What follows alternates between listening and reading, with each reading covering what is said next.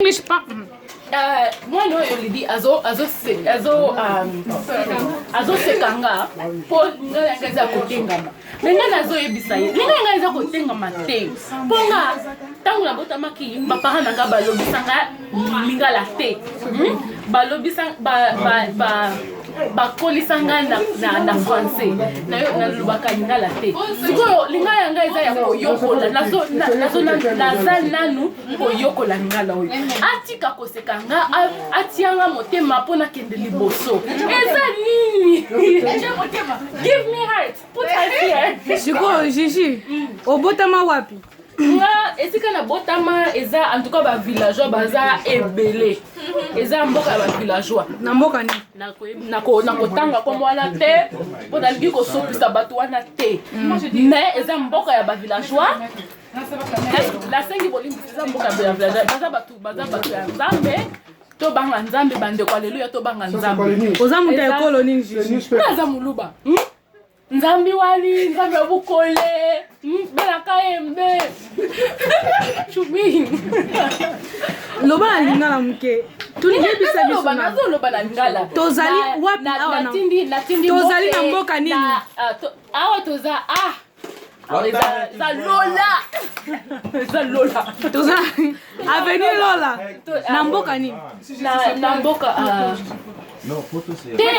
Oya bisa bato ezika toza te bakolanda biso majango li non te koloba ka specific te lobaka place ni ozali toza na po bilonge mwana eza bilonga kin te quoi mwana poto be mwana toza ba l'Amérique quoi l'Amérique quoi Michigan moni boy ko bana poto bana Amérique siko pesa mbote na bandeko na la tindi mbote pa ya mamje tanti je kolia what I'm not sure anybody knows. Et pas ba tantintif kuna na kin bana Brazza bana London bana Bujumbura bana Rwanda nyoso ba tantintif na ofana wapi ba parents no bana ofana wapi mama na anda ofana wapi mama nga mwana Zizi numéro 10 bis numéro 10. Non, Zizi numéro 10 bis. Pardon. Nanga koloba Zizi numéro 10 bis. Wane pesi mama bota. Mama za afanda kuna. Ebongo papa afanda. Papa nanga utakananga.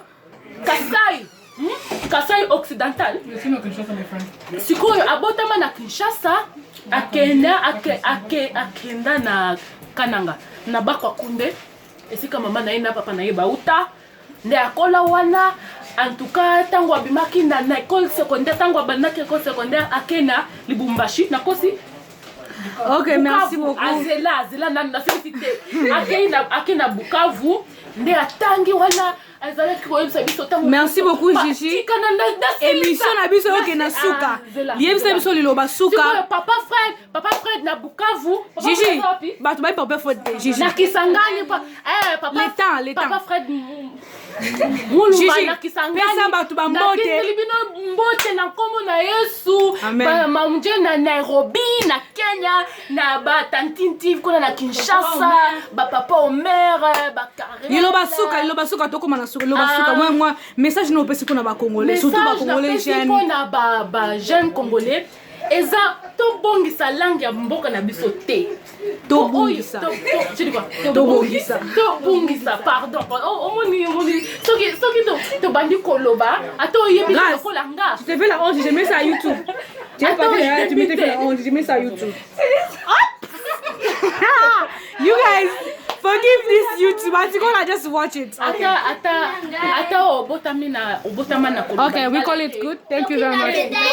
Merci beaucoup pour na kota la émission oyo. Naza ona mwana oyo alingo ba mingi na kwa émission na biso comme na suka. Merci beaucoup na pesi mbote na bande ko nanga nyonso. Na bosani te bande ko nanga na Kenya, bande ko nanga na Congo, bande you know bana ngaba, bana Zizi, bana Lemba, bana Lotoi, bana Limete. Na lingi bino mingi na pesi no bambote.